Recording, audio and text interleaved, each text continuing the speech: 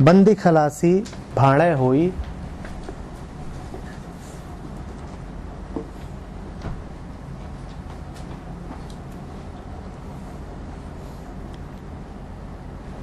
बंदी खलासी भाड़े होई,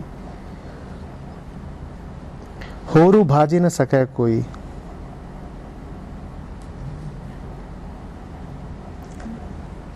Liberation from bondage comes only by your will. Liberation from bondage comes only by your will. No one else has any say in this.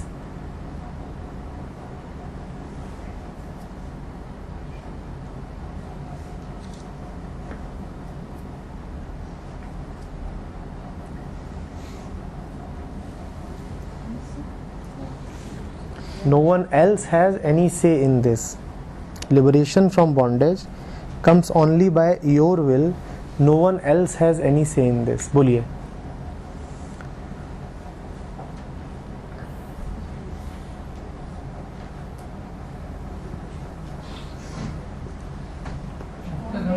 जब तक bondage है ये देखना भी उसका ग्रेस होता है। बॉन्डेज को इजीली हम बॉन्डेज नहीं करते। जैसे कि हम बंधन में है तो वो बंधन प्यार समझते हैं, उसको तोड़ पाना बहुत मुश्किल है। अगर एक ग्रेस नहीं होती तो दिखता भी नहीं है। नहीं, पर इसमें ग्रेस की तो कोई बात ही नहीं की गई।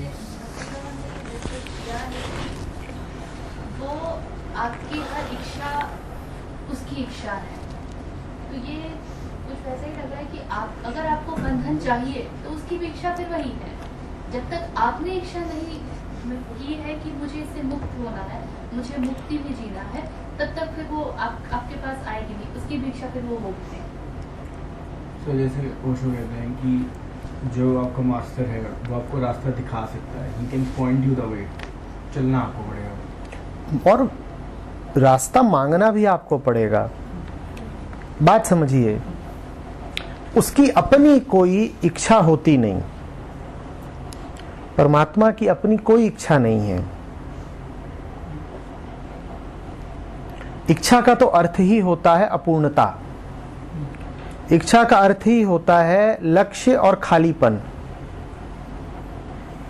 परमात्मा कोई इच्छा कर सकता ही नहीं। जो पूर्ण है वो अब आगे क्या इच्छा करेगा? तो फिर हम ये क्या बोलते रहते हैं बार बार कि जैसी प्रभु की इच्छा, जैसी ईश्वर की इच्छा। हाँ, उसकी कोई इच्छा नहीं है।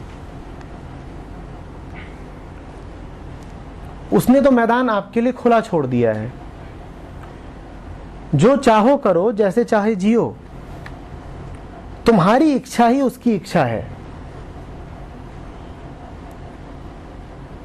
हो नहीं सकता कि तुम जो मांगो उसके अतिरिक्त तुम्हें कुछ मिल जाए। कोई भी अगर ये कहता है कि मेरा जीवन बड़ी विषादपूर्ण स्थिति में है, कोई भी अगर ये कहता है कि मैं दुखी हूं, मेरे साथ बस वही सब कुछ हो रहा है जो मैं कभी चाहता न था, और जो मैं चाहता हूं मुझे कभी मिलता नहीं, तो वो आदमी होश में नहीं है, ध्यान को जानता नहीं, ठीक से देख नहीं पा रहा है। प्रतिक्षण आपके साथ बिल्कुल वही हो रहा है जो गहरे में आपकी इच्छा है। पर याद रखिएगा, गहरे में आपकी इच्छा है। आपका विचार है ऐसा मैं नहीं कह रहा, आप अपने विचार से कहीं ज्यादा गहरे हैं। तमाम वृत्तियां हैं आपकी, अनंत समय के संस्कार हम सब अपने भीतर लेकर के बैठे हुए हैं। उन्हीं संस्कारों की पुकार होती है। वही संस्कार अपनी अभिव्यक्ति का और अपने लय हो जाने का रास्ता ढूंढते हैं। उन्हीं अभिव्यक्तियों का और उन्हीं विसर्जनों का नाम है हमारा जीवन, और कुछ नहीं है हमारा जीवन। हमारे ही मन की इच्छा की अभिव्यक्ति का नाम है हमारा जीवन। इसीलिए हिंदुओं में एक बात बड़ी प्रचलित रही कि आपकी जो वासनाएं होती हैं उनका पुनर्जन्म होता है। इस बात को गलत तरीके से लिया गया, पर इस बात का वास्तविक अर्थ समझिए। जीवन और कुछ है ही नहीं, वासनाओं का ही नाम जीवन है। आप जो कर रहे हैं, जो चल रहे हैं, खा रहे हैं, पी रहे हैं, उठ रहे हैं, बैठ रहे हैं, सोच रहे हैं, भोग रहे हैं, पकड़ रहे हैं, त्याग रहे हैं, ये सब आपको क्या लगता है? ये सब कहीं लिखा हुआ है? ये सब कोई और संचालित कर रहा है? ये सब किसी और की इच्छा है? नहीं, किसी और की इच्छा नहीं है। समस्त अस्तित्व आपके ही भीतर बैठा हुआ है, वही संचालित कर रहा है। स्वयं आपकी इच्छा है।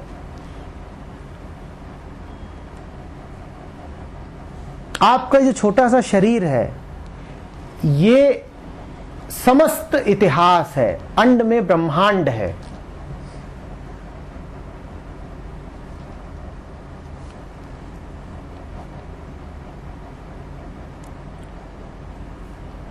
सब कुछ सिकुड़ करके आपके रूप में खड़ा हो गया है, प्रस्तुत है। आदमी ने जितनी लड़ाइयां लड़ी हैं वो आपके भीतर मौजूद है, वही आपकी हिंसा है। कोई हारा था, वो भी जीतना चाहता था, वही आपकी जीतने की वृत्ति का कारण है। एक फूल अभी कुमलाना नहीं चाहता था, वो मर गया।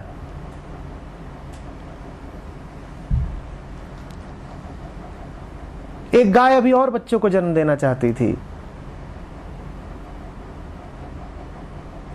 वो सब कहीं चले नहीं गए हैं, वो हमारे भीतर मौजूद हैं और हमारे माध्यम से अभिव्यक्ति पा रहे हैं।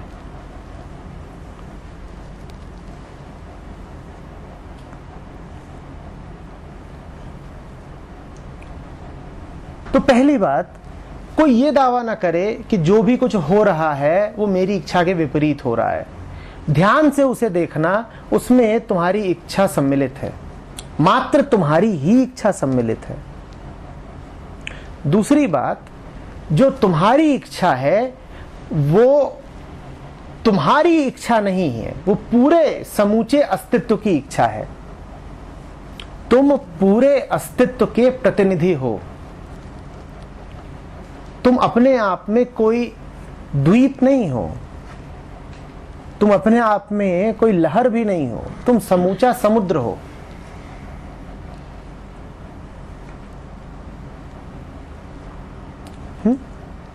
जिसने इस बात को जान लिया कि जो भी घटना घट रही है, कुछ है मेरे भीतर जो उसको घटाना चाहता था, वो फिर मालिक हो जाता है।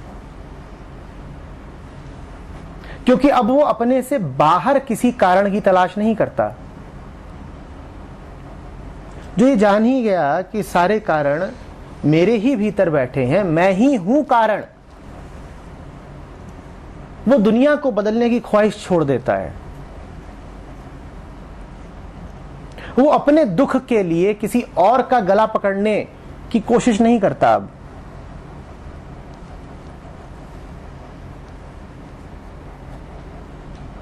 देखिए, दुखी हम सब हैं, हम में से कोई ऐसा नहीं जिसे कष्ट ना हो, लेकिन हम में से कोई ही होगा जो ये स्वीकार करता हो कि अपने कष्ट का कारण मैं ही हूं।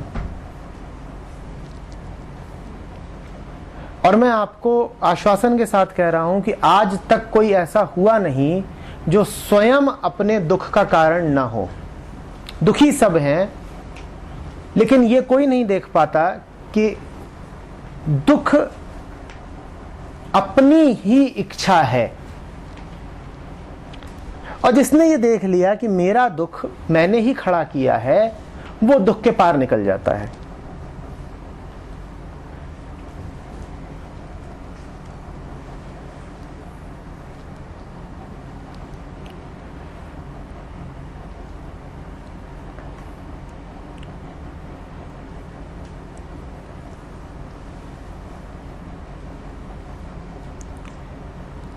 परमात्मा कोई छोटी मोटी हरकतों में टांग आने वाला तानाशाह नहीं है।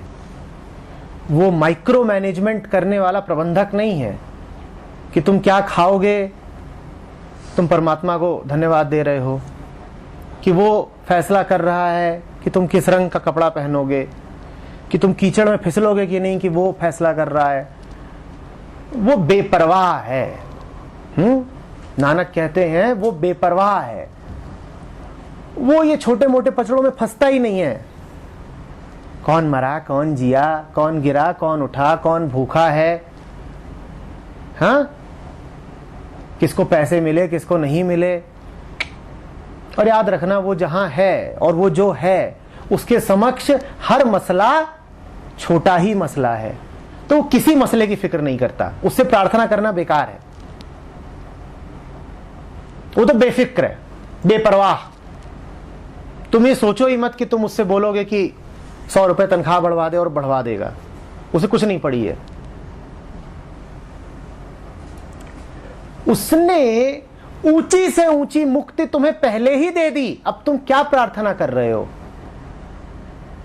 अब तुम उस मुक्ति का उपयोग करो। यही वास्तविक प्रार्थना है। वास्तविक प्रार्थना है अपनी मुक्ति के उच्चतम शिखर तक पहुंचना।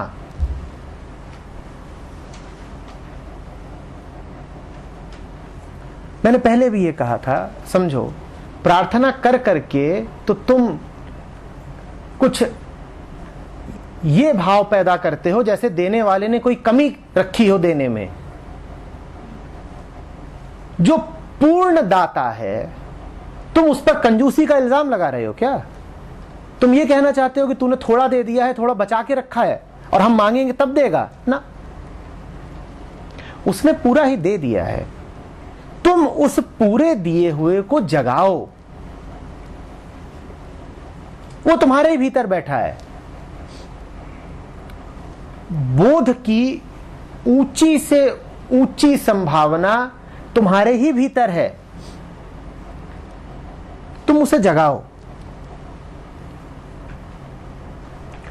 दीन बन के मत खड़े हो जाओ कि जैसी परमात्मा की इच्छा। नहीं, परमात्मा की कोई इच्छा नहीं है। यकीन मानो, परमात्मा बिल्कुल इच्छाहीन है।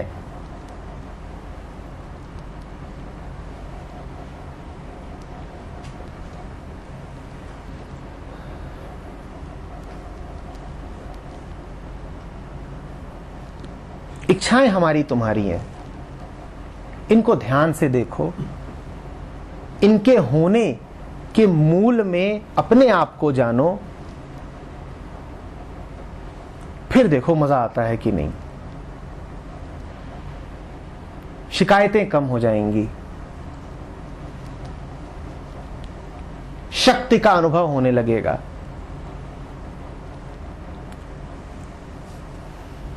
जगह से रहोगे।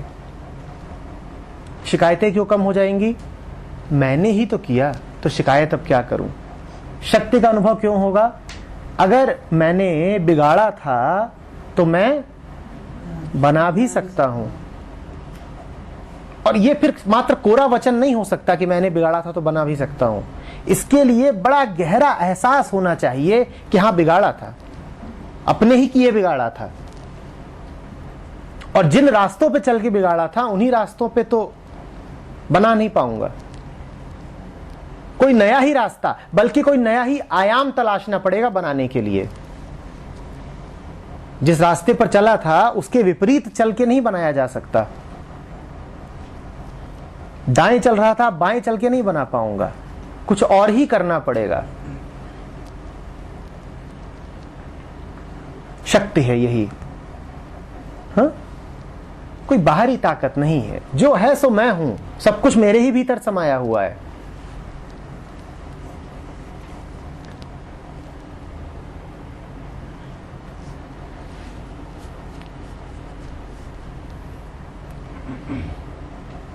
सर, लेकिन ये तो फिर कर्तव्य आपको जो है कि जो है मैं हूँ, मैं ही करूँगा, मैंने बिगाड़ा है। अभी हमने वही बात करी थी ना उसके करने पे। जो है मैं हूं, अगर ये कहते ही जा रहे हो तो कर्ता को कुछ करने के लिए कार्य कहाँ मिलेगा? अगर सब कुछ मैं हूं तो अंततः कुछ मिल ही नहीं रहा अपने से बाहर, जहां मैं कोई कार्य कर सकूं, जहां कर्म घट सके। तो फिर कर्ता का क्या होगा? कर्ता को कुछ करने के लिए अपने से बाहर कुछ चाहिए ना। कर्ता तो अहंकार ही है, अहंकार तो सभी कर्ता को कुछ करने के लिए कोई जमीन चाहिए, कोई दूसरा चाहिए। अगर सब कुछ मैं हूं तो इस बेचारे कर्ता का तुम करोगे क्या? कहां जाएगा ये कर्ता? कहां छुपेगा? जाएगा, खत्म हो जाएगा। हम कुछ भी करें, हमें कोई फर्क तो पड़ना है नहीं।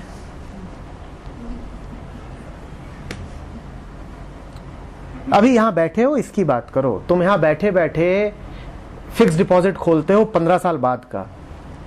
हम कुछ भी करें हमें फर्क पड़ना है नहीं। अभी बैठे हो यहां पर ना, उसकी बात करो, ध्यान में जाओ। अभी तुम भविष्य का सवाल मत पूछो बार बार। तुमने भी पूछा था तो यही कहा था ना।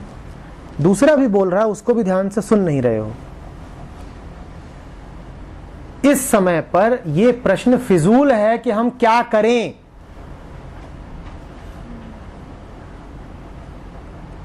जानो कि करने वाला कौन है, यह प्रश्न अपने आप हल हो जाएगा। क्या करें? जब तुम कहते हो हम क्या करें, इसका मतलब तो ये भी ना करें वो भी ना करें, तो तुम जानते हो क्या कर रहे हो। बात सीधी है, कोई थोड़ा भी ध्यान देगा समझ जाएगा।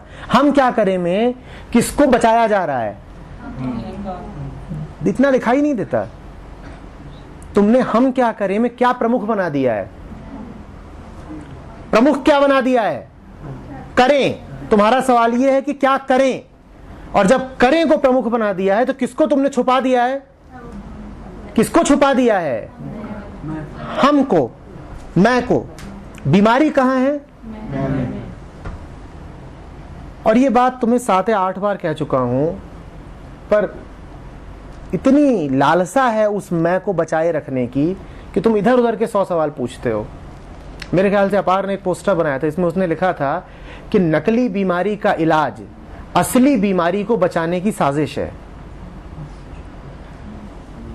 नकली बीमारी का इलाज असली बीमारी को बचाने की साजिश है। ये बिल्कुल वही सवाल था, हम क्या करें? करें बता दीजिए, हमको मत छुइए।